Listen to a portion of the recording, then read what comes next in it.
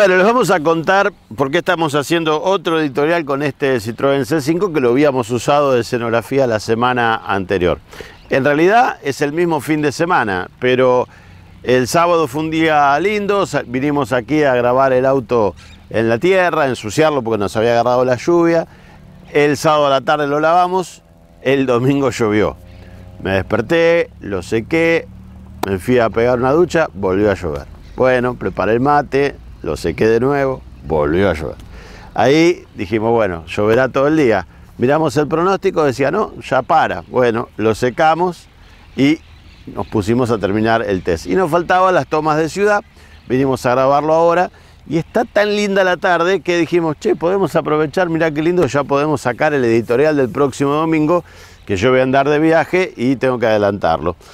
Y no tenía un tema específico, entonces voy a aprovechar este rediseño o restyling, como se le dice al rediseño, y el tema va a ser precisamente ese. ¿Cómo surgen y para qué sirven los rediseños, ¿no? Es algo que hoy lo tomamos como cosa natural. Todo auto tiene un ciclo de vida, con por lo general un rediseño en el medio, pero no es algo que nació con la industria. Si uno toma los orígenes del auto, más allá de los que dicen que Mercedes-Benz inventó el automóvil, lo cierto es que los americanos, las marcas americanas, fueron las que popularizaron el auto. Henry Ford, sin dudas. Y Henry Ford estuvo viviendo del Forte durante muchos años, ¿no? Hasta 1927 que salió el Ford A. Entonces, lo que menos se le ocurría era reestilizarlo. Él pensaba que podía vivir toda su vida haciendo algo exitosísimo como el Forte, que venía a cumplir las tareas que el hombre de campo y de la ciudad necesitaba en un mismo vehículo. Así que es como que parecía que tenía todo resuelto, pero la competencia no se quedaba quieta. Ahora, cuando saca el Ford A, realmente el cambio es trascendental en la marca. Pero más allá de eso, en algún momento la industria automotriz americana llegó a tener más del 75% de la oferta de autos en el mundo.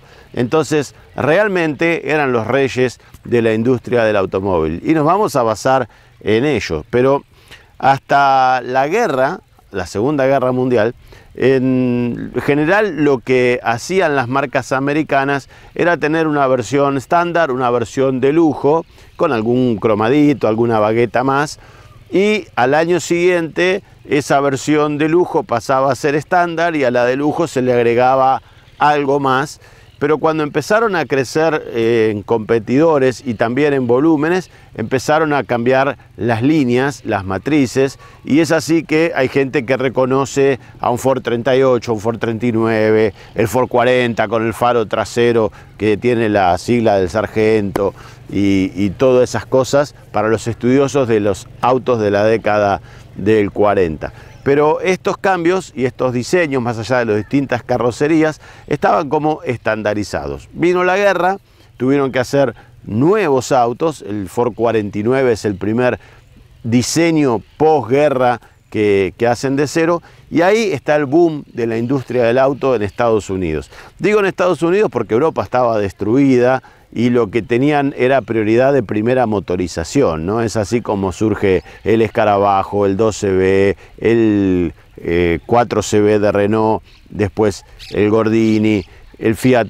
Topolino, el 500, el 600. Pero estos autos europeos no tenían grandes rediseños, por lo general eran los mismos, que lo que se buscaba era mantener una producción estandarizada.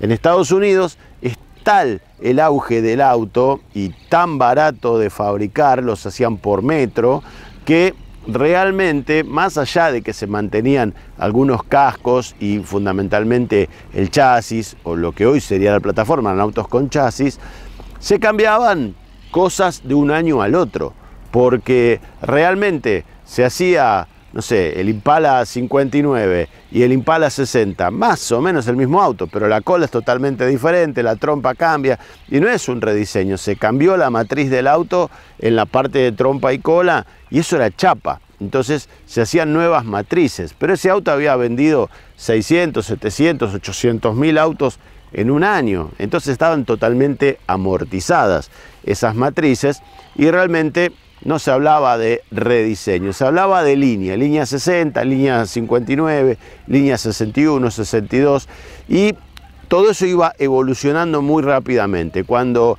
estaba la carrera espacial y todo venía del espacio, los autos americanos crecieron en sus colas a, bueno, lo que fue el Cadillac como máximo exponente de lo que parecía, otro amigo que nos viene a saludar, y parecía no tener fin. Ahora de repente las modas cambian y se ponen a hacer otras versiones. Tengan en cuenta que en Estados Unidos hasta, por ejemplo, el Corvette en el año 53 no había autos deportivos.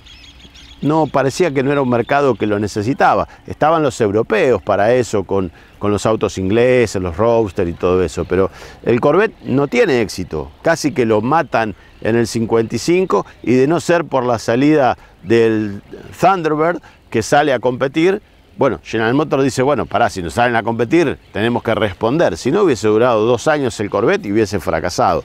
Pero ahí se empiezan a hacer los diseños, esas series venden menos, entonces los cambios son menores y ahí es donde se empiezan a percibir algunos cambios de línea. Si traemos todo eso a Argentina, que arrancamos con la industria moderna, digamos con ICA en el 56, el Jeep ICA prácticamente, ya sé que cambió el guardabarro, que cambió el estribo, que cambió esto, que cambió aquello, pero son cambios menores y más que nada por cambio de matrices y no porque haya que cambiar la línea del producto. Así que ahí nos vienen a saludar. Bueno, y a lo que iba eran cambios menores que se hacían por matrices que se adaptaban a Argentina. No es que la gente pedía un rediseño en el CJ5 para hacerlo exitoso. Prácticamente del primer CJ5 al último, más allá de los cambios sutiles menores que todos los fanáticos del Jeep me van a poder decir cuáles son, lo cierto es que la carrocería fue siempre la misma.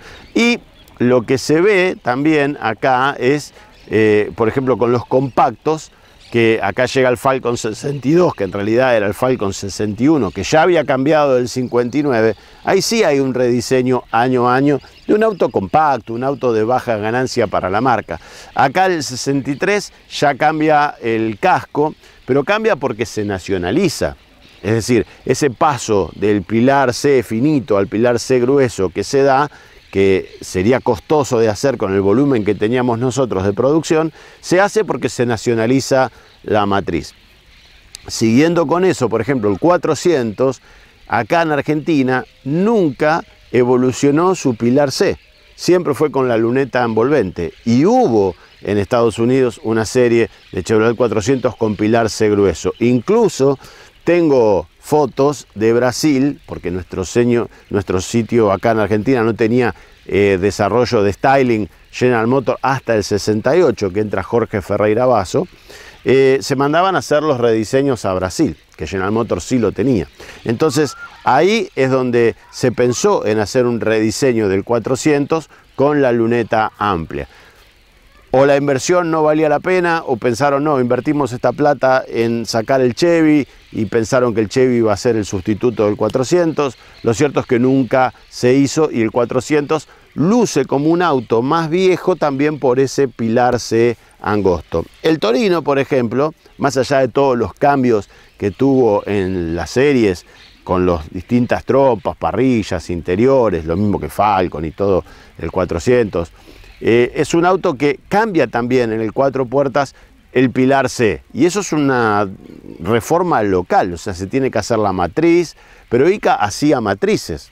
Entonces le costaba menos, pero era costoso hacer una reforma del techo de un Torino, por ejemplo, como para modificarlo. Ahora, en realidad los rediseños, que les puedo contar enormidad de casos sobre distintos productos de Argentina, hay algunos autos que cambiaron más que otros. El 404, por ejemplo, del primero al último, más allá de alguna parrilla, algún cambio en el tablero, la caja, el volante, al piso, las butacas, pero estéticamente no cambió tanto el 404.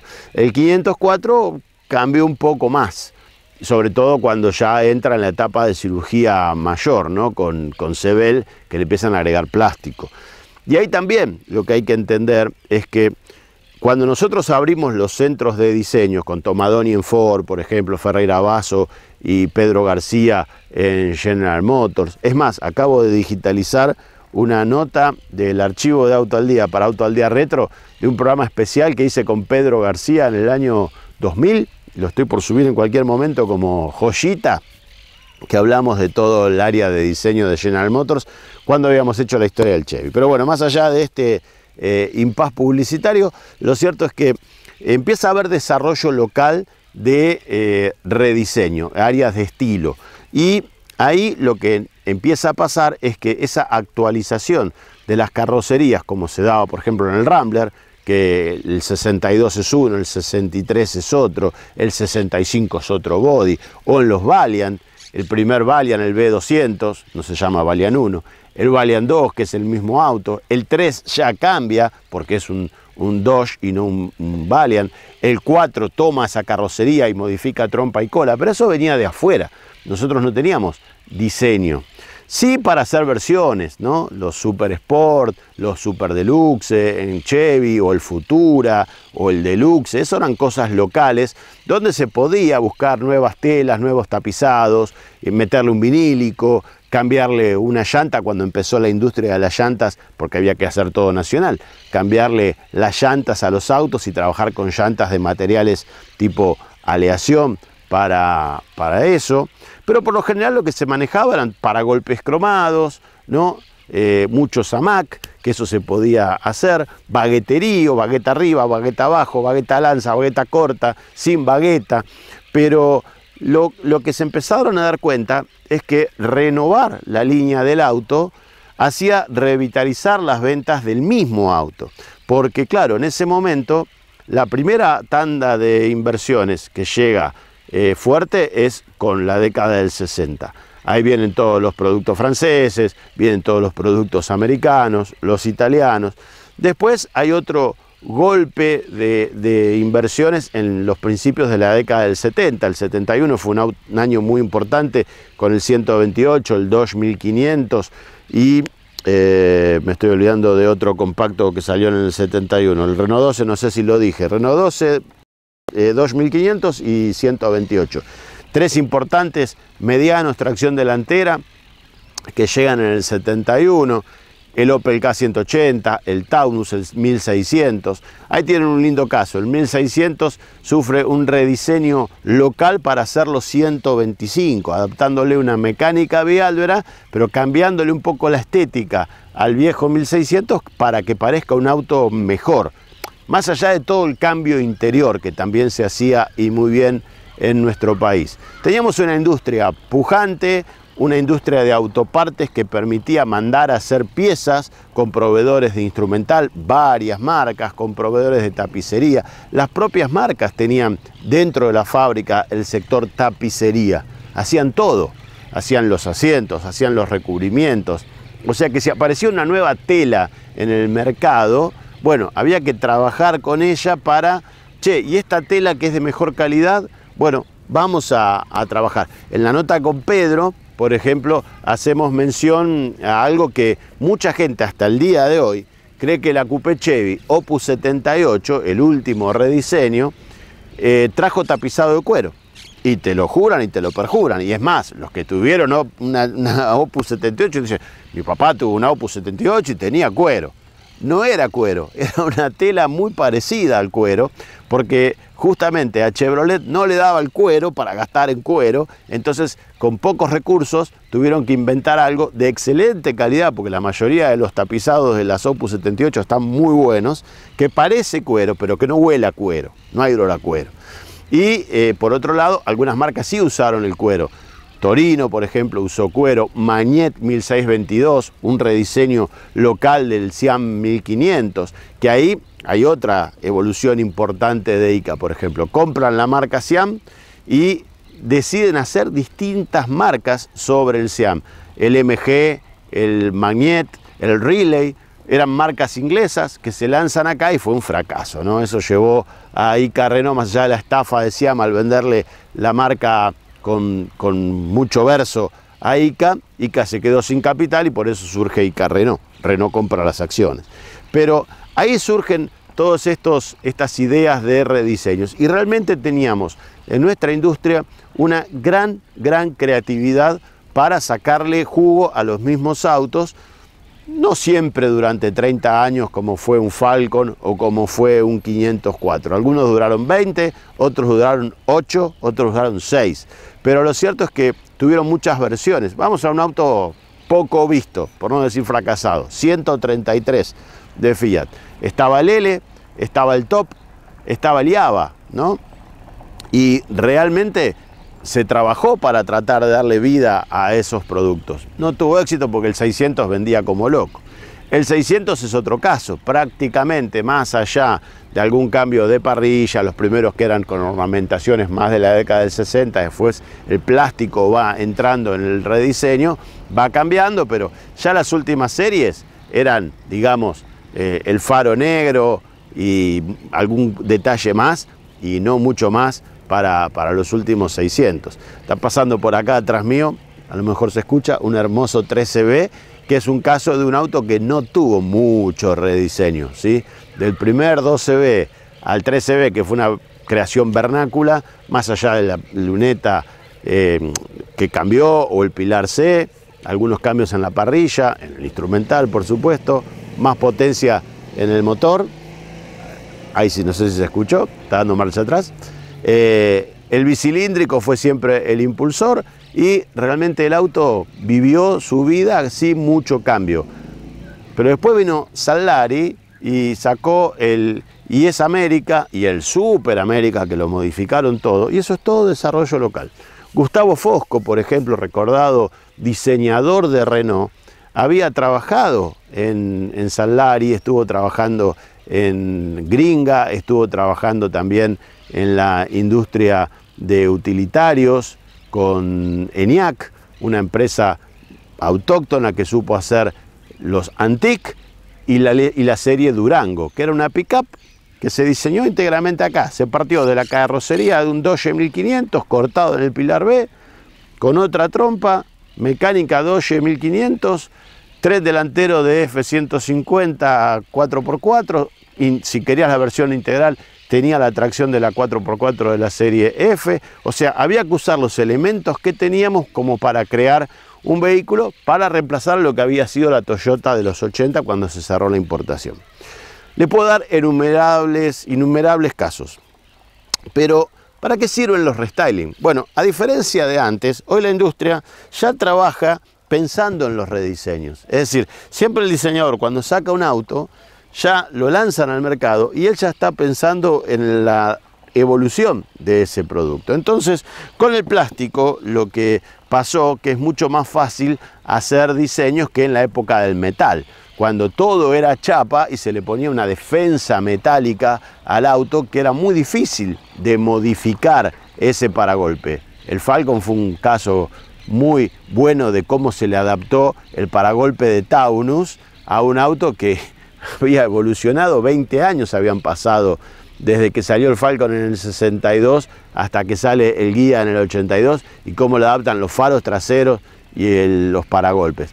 Podemos pensar si le quedó bien o le quedó mal.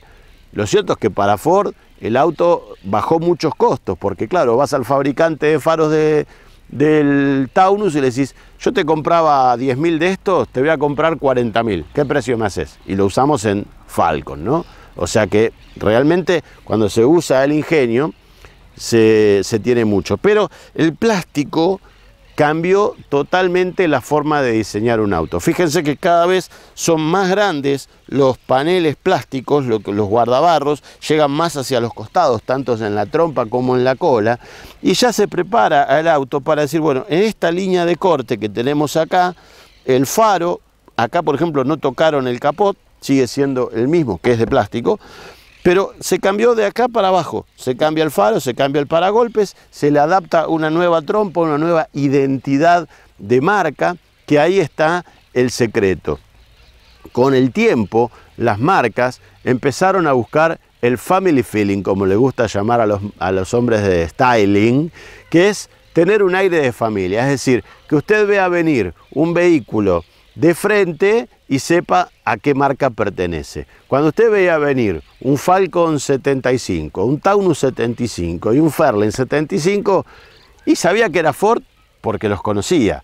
Pero para el que no conoce, si viene una persona de otra parte, no sé, un asiático, y viene a la Argentina en la década del 70 y ve esos tres autos, no tiene por qué pensar que son Ford los tres. Es más, ni siquiera tenían el óvalo de Ford, decían Ford en letras en el mejor de los casos. Entonces se va buscando que usted, si ve este doble chevron, sepa que es un Renault. Si ve el óvalo de Ford, el rombo de Renault, que ha crecido con Van den Acker como diseñador muchísimo, inclusive penetrando en el capot y haciendo como aquí una muesca en el capot para que el rombo ocupe la trompa. O sea que cada logo de cada marca tiene que darle identificación visual a la marca. Y tenemos casos como Volkswagen, que todos nos van a decir, son todos iguales. Todos los Volkswagen son iguales. El Voyage, el Vento, el Passat, son todos sedanes iguales. Bueno, es cierto, cuando la identidad de marca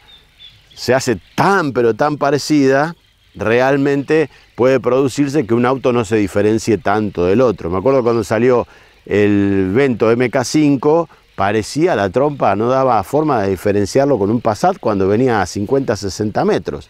Después el ojo está entrenado y uno va más o menos poniéndose canchero, pero eran realmente autos muy parecidos. Igualmente, Volkswagen supo hacer autos totalmente distintos, como por ejemplo lo que fue el New Beetle o el Scirocco o el Up, que no tenían nada que ver con los demás en cuanto a estilo. Pero la gente tomó esa muletilla de decir todos los Volkswagen son iguales, en algunos casos les doy la razón y en otros, bueno, son realmente diferentes.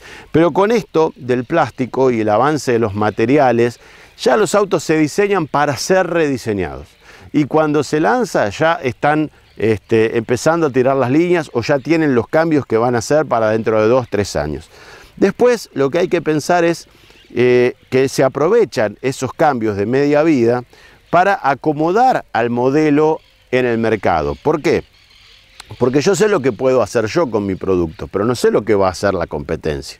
Entonces, si mi producto es exitoso y marca tendencia y los demás vienen a competir, pero yo soy líder, bueno, por ahí lo renuevo menos. Ahora, si yo no fui exitoso y tengo que descontarle terreno a la competencia, a lo mejor tengo por delante 2, 3, 4 marcas que me están ganando en el segmento, puedo aprovechar un rediseño no solo para cambiarle la estética al auto, puedo cambiarle la motorización, puedo cambiarle el equipamiento, puedo alterar las gamas del producto, puedo modificar un montón de cosas desde la conectividad, que las pantallitas se nos metieron dentro de los autos y si no tenés pantalla no servís. Entonces ahí hay que tener en cuenta la evolución tecnológica que va a su vez siguiendo su propio ritmo y eso hay que meterlo dentro del auto.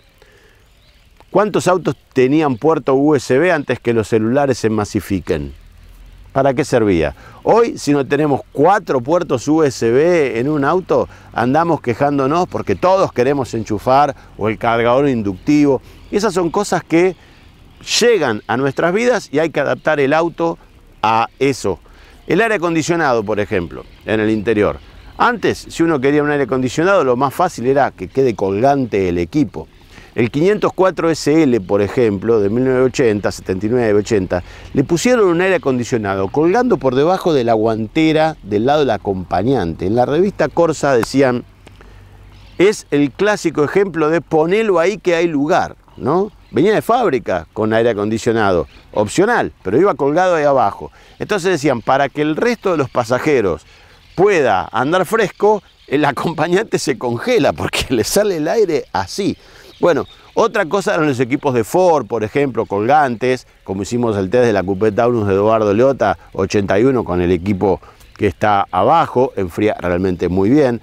Pero eso después se adapta y uno dice, che, la demanda de aire acondicionado es cada vez más grande. Bueno, vamos a hacer que se adapte al tablero del auto. El Chevy es un ejemplo muy bueno de eso porque ofrece aire acondicionado desde el 73, muy pocos hay 73 con aire, la mayoría de los que tienen aire son de la línea Opus, pero ya venía diseñado el tablero, el torpedo del Chevy para tener el aire acondicionado. O sea, las endijas están, las salidas de tobera de aire abajo también, y había que poner las tapas obturadoras a las entradas de aire para refrigerar el habitáculo porque no era necesario por el aire acondicionado. 73, 74, 75, es raro ver un equipo con aire acondicionado en un Chevy, pero si se ponía, quedaba impecable por cómo venía. El Torino iba a tener aire acondicionado ya desde el lanzamiento, como tenía el Rambler, que fue el primer auto con aire acondicionado de serie en el 63 en el Ambassador. Pero se lo iban a poner un equipo colgante. Hay fotos que se ven del Torino con el aire acondicionado en el primer tablero, el tablero recto. Entonces uno dice, no queda bien, o a lo mejor era muy caro, o no se conseguían los equipos importados. No salió.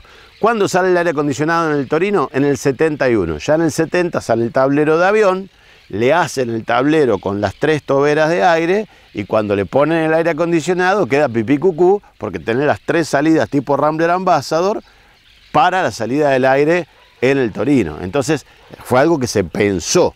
Ahora no se adaptó como en otros que, che, necesitamos que el auto tenga aire. El 504 lo necesita. Bueno, vamos a ponerlo donde entre. Muy complejo. Los pasacassette, también, adaptar tecnología. Antes era la radio, ¿no? Y no todos los autos traían radio. Después, el pasacassette, ¿dónde lo ponemos? ¿No? Después hacerlo extraíble, porque se lo choreaban. Entonces había que hacer un frente detachable o buscar la forma de que no te lo roben. Eso fue reemplazado todo después por el CD, el cargador de CD, y así se trabaja día a día para que todo eso acompañe un rediseño del auto. Y lo que se busca es siempre mejorar las ventas y en algunos casos bajar costos. Porque también lo que se hace muchas veces es un rediseño que en realidad abarata al producto, y eso se puede hacer dos cosas: o se gana más dinero o se pone un producto abaratado en lo que hace a su diseño en el mercado. Un ejemplo, Clio Mio, que fue un auto que se pensó, se rediseñó para bajar costos. Por ejemplo, la luneta del primer Clio, el hatch, cuando reducen la capacidad del vidrio, que era curvo, a un vidrio plano en el Clio, le bajan un 50% el costo a la luneta. Claro, es una genialidad. Después no se ve nada para atrás, ¿no? El que tiene un Clio Mio sabe que para atrás se ve un techo del auto, y si viene, yo decía en los test, un Bora 1.8 Turbo, que era el rapidito, hoy sería una Amarok V6. Si viene en la ruta atrás tuyo con un Clio Mio, lo ves cuando ya lo tenés pegado. Se perdió seguridad por diseño y por costo. Pero el Clio Mio logró su objetivo: bajar el precio del auto, hacerlo competitivo y crecer en ventas, sobre todo en Brasil. Al Clio Mio lo tenían que haber matado antes y Brasil seguía comprando. Y es raro que Brasil nos compre diciendo, no, no lo mates, mandame 3.000 autos más. Y eso fue producto de ese rediseño y, por supuesto, del costo que se pudo bajar muchísimo y volcar al precio. Y a veces que se vuelca al bolsillo de la marca para ganar más. O sea que me estoy quedando sin sol, está cambiando la temperatura al no estar el sol. Podría hablar mucho más, pero bueno, por ser un editorial de tema improvisado, porque no teníamos nada pensado, creo que quedó diferente, distendido y acudiendo más que nada a la memoria, y a medida que voy hablando me van saliendo recuerdos. Pero la idea es esta: los rediseños o los restyling sirven para modificar los vehículos cada 3 años más o menos. En términos generales, un auto debería tener 6 años de vida, con un restyling profundo a los 3 o un medio restyling como este, y listo.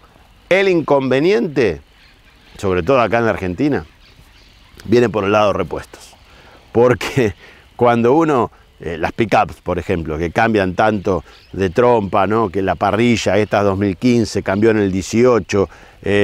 Me acuerdo cuando salió la Ranger Nacional, en un momento tenía 4 parrillas diferentes la Ford Ranger, dependiendo si era estándar, de lujo, digamos, XLT, 4x2 o 4x4. Cada parrilla era diferente.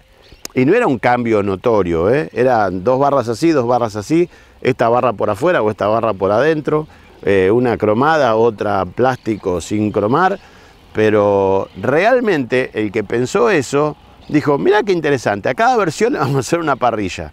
¿Saben lo que significa eso para la casa de repuestos? Cuando vas a buscar una parrilla de una Ford Ranger, qué sé yo, una 99, 98, y te dicen, ¿qué versión?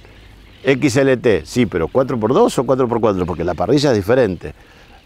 Bueno, dame la que tengas, porque le pegué una paloma y tengo que cambiar la parrilla. Por eso después es raro ver los autos originales como salieron de fábrica, porque cuando ya el auto, no importa lo que le pongas, le ponemos lo que encontramos. Y en repuestos realmente se hace complicado, sobre todo para los productos importados, con la dificultad que hay de abastecer. Y además, no todas las marcas juegan a tener un stock más o menos importantes de repuestos, y en muchos casos se venden autos, versiones y rediseños sin un respaldo detrás que garantice que al menos haya, por dar el mismo ejemplo, una parrilla en cada concesionario para que si algún cliente viene y la necesita, la encuentre.